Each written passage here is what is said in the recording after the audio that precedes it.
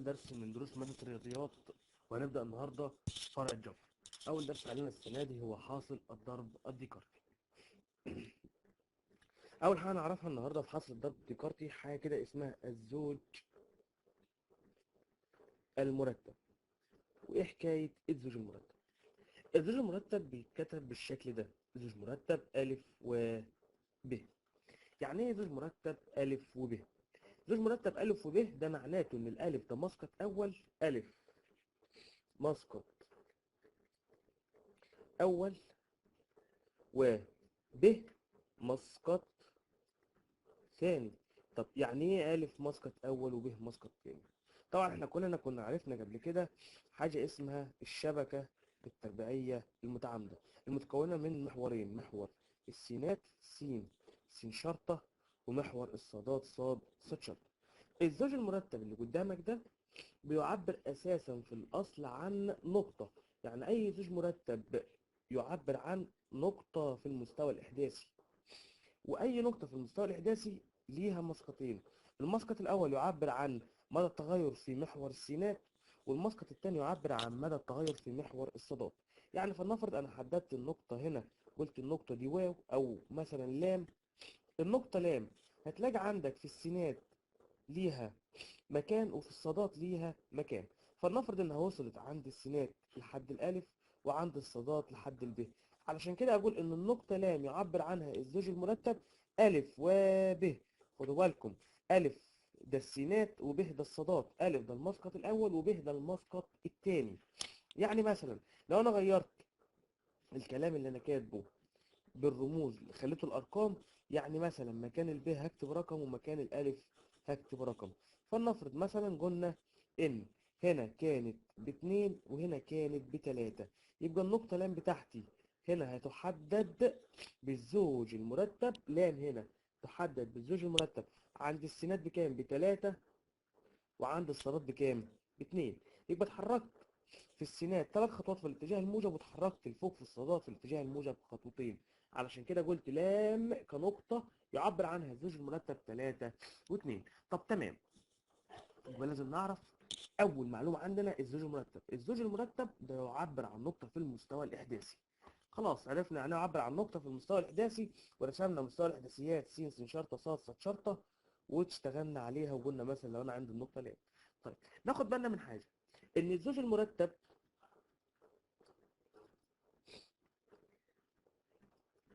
ألف وب لا يساوي الزوج المرتب ب وألف. لاحظوا معايا، أنا قلت ألف وب لا يساوي ألف ب وألف، دي كانت نقطة ودي هتبقى نقطة تانية خالص. إزاي؟ تعالوا على نفس الرسمة اللي فوق.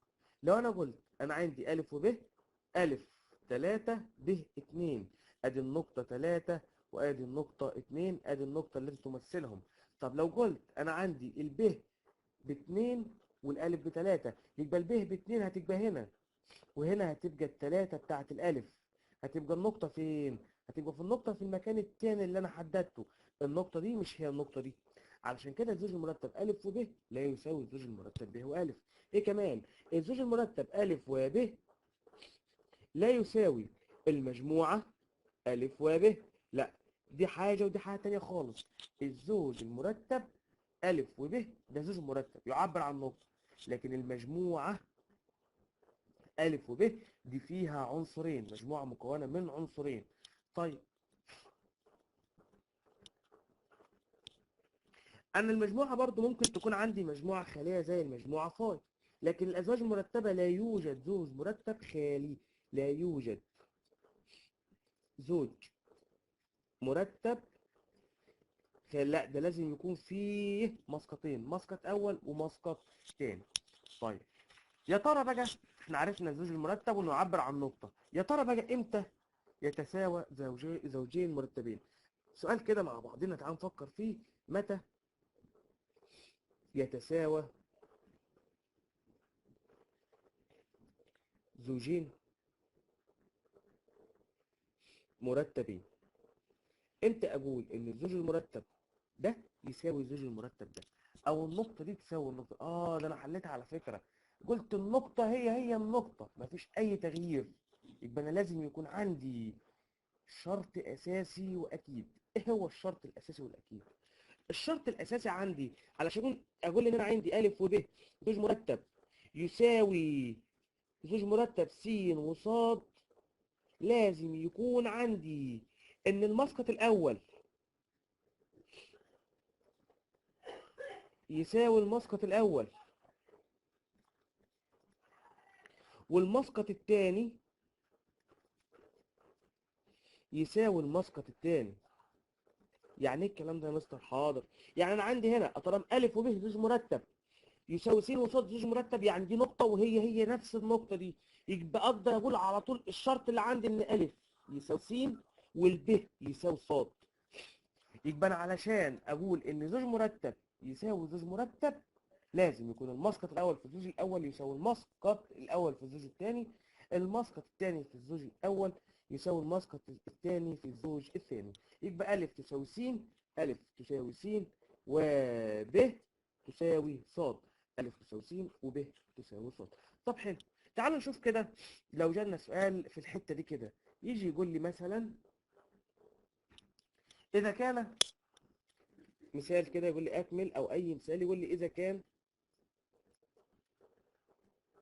الزوج المرتب أ وب يساوي الزوج المرتب 2 و5، فإن أ تساوي نقط وب تساوي نقط. اتفقنا معاكم فوق هناك ان انا علشان عندي يكون زوج مرتب يساوي زوج مرتب، مسقط اول يساوي مسقط اول، مسقط تاني يساوي مسقط تاني. طب تمام، تعالوا كده مع بعض نفكر. انا عندي أ وب يساوي 2 و5، يبقى اكيد أ تساوي، برافو عليكم، أ تساوي 2. طيب وب هتساوي كام؟ 5، يبقى ب هتساوي 5، حلتها بمنتهى السهولة. يبقى إذا كان عندي زوج مرتب يساوي زوج مرتب لازم المسقط الأول يساوي المسقط الأول، والمسقط الثاني يساوي المسقط الثاني. طب تعال نشوف كده لو جابها بطريقة يعني فيها بعض الأفكار. لو قال لي مثلا كده إذا كان الزوج المرتب أ زائد 2 و 5 يساوي 3 و صاد، اوجد قيمة أ وصاد. تعالوا كده نفكر مع بعض والهداوة. الحل، الحل سهل جدا على فكرة، والحل في ايدينا. ازاي الحل في ايدينا يا مستر؟ ايوه، احنا متفقين مع بعض على قاعدة لازم نكون متفقين عليها. احنا عارفين الرياضيات، مبادئ الرياضيات لا تتجزأ، تمشي في كل الحالات. انا اتفقت معاكم في الاول خالص، اذا كان عندي زوج مرتب يساوي زوج مرتب، فان المسقط الاول يساوي المسقط الاول، والمسقط الثاني يساوي المسقط الثاني. نغير اللون بس عشان تبقى واضحه شويه. ادي الخمسه وادي الصاد، وادي ا زائد 2 هتساوي 3. يبقى هنحلها. هقول له بما ان الزوج المرتب الاول ا زائد 2 و5 يساوي الزوج المرتب الثاني 3 وصاد، يبقى اذا ايه؟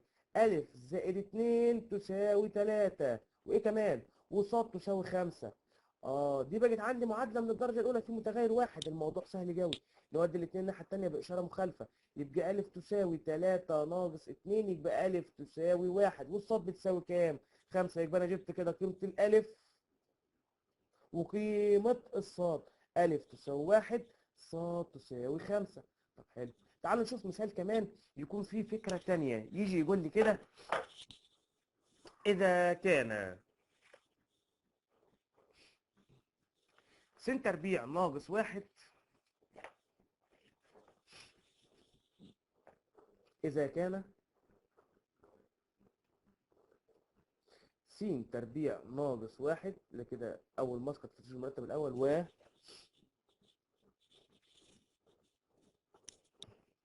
8 تساوي 48 وصاد تكعيب. اوجد قيمتي س وصاد. الحل، تعالوا كده مع بعض نفكر. ايوه، انا سامع ناس ابتدت تفكر وابتدت تشغل دماغها. تمام، نشغل دماغنا يا جماعه. يلا هوب هوب. حد عنده افكار؟ اسيبكم شويه تفكروا فيها، الموضوع سهل قوي. ابدا بايه؟ ابدا ان انا عندي زوج مرتب يساوي زوج مرتب، يبقى هقول بما ان الزوج المرتب س تربيع ناقص واحد و8 يساوي الزوج المرتب 48 وسط تكعيب. طب ماشي، عندي زوج مرتب يساوي زوج مرتب، يبقى على طول اقدر استنتج ان المسقط الاول هنا يساوي المسقط الاول هنا، والمسقط الثاني هنا يساوي المسقط الثاني هنا. يعني اقدر اقول اذا س تربيع ناقص واحد تساوي 48 و ص تكعيب تساوي 8. الموضوع سهل جدا، خلاص دي معادلة هعرف احلها. اودي السالب واحد الناحية التانية بإشارة مخالفة، يبقى س تربيع تساوي 49. معنى كده ان س تساوي موجب او سالب الجذر التربيعي ل 49 اللي هو موجب او سالب 7. طيب ص تكعيب تساوي 8، يبقى ص تساوي الجذر التكعيب ل 8، يبقى ص على طول تساوي كام؟ 2. يبقى انا عندي هنا قيمه السين يا اما موجب او سالب 7، وقيمه صادها تساوي 2، وكده عرفت اجيب قيمه السين، وكده عرفت اجيب قيمه الصاد. طيب كده عرفنا لو انا عندي زوج مرتب يساوي زوج مرتب، يبقى هيكون المسقط الاول يساوي المسقط الاول، والمسقط الثاني يساوي المسقط الثاني. طيب واذا كان عندي المسقط الاول يساوي المسقط الاول والمسقط الثاني يساوي المسقط الثاني، يبقى على طول الزوج الاول يساوي الزوج الثاني. طب تمام، خلينا كده مع بعض نحل كمان مثال ونفكر فيه. طيب ده كده مثال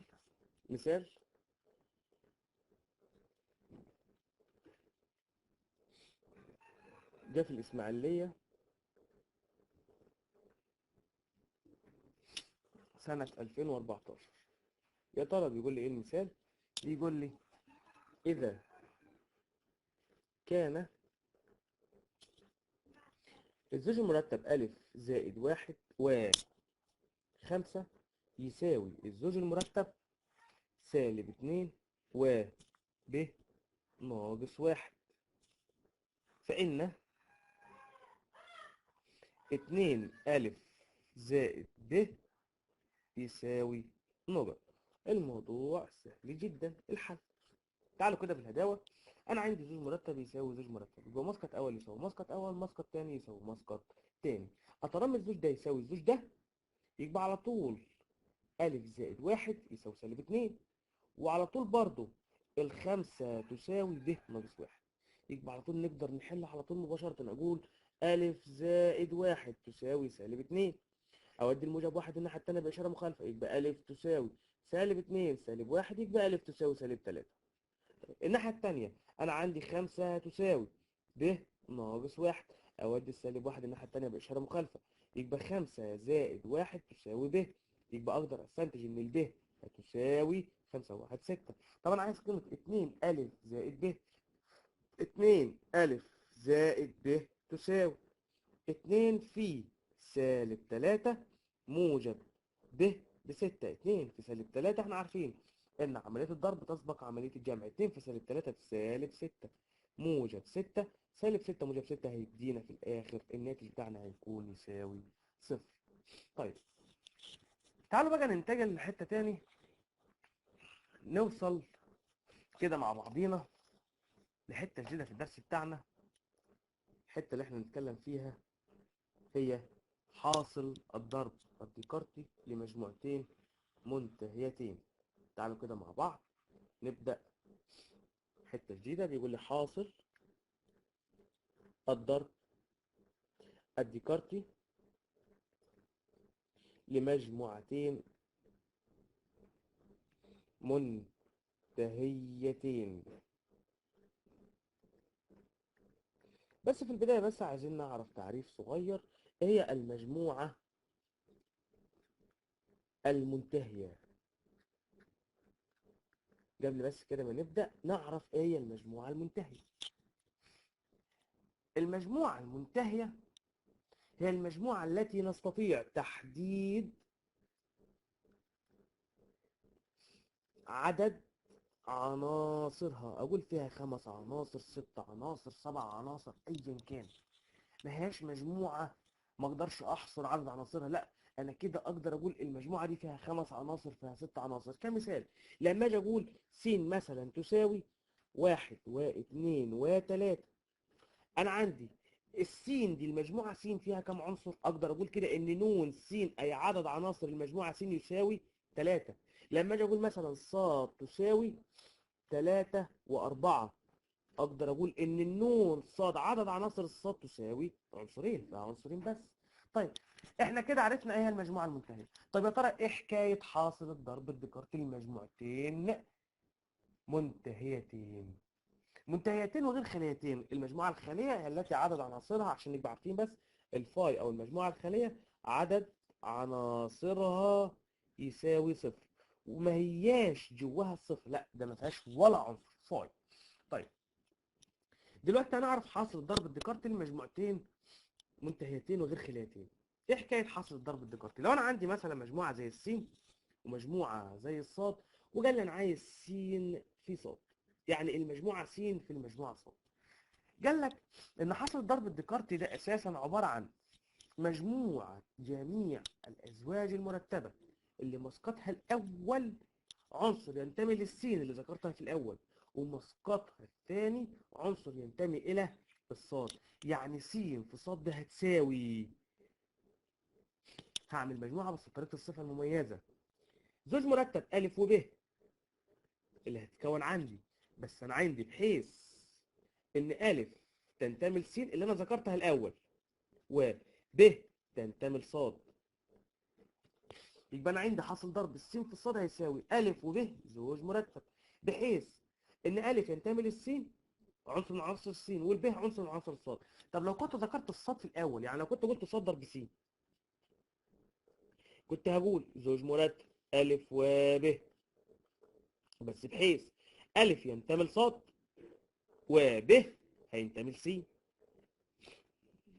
طب تعالوا نشوف نحل الاولى. لو انا هجيب س في صاد، هقول بيساوي، هفتح قوس مجموعه واكون ازواج مرتبه. اكون ازواج مرتبه ازاي؟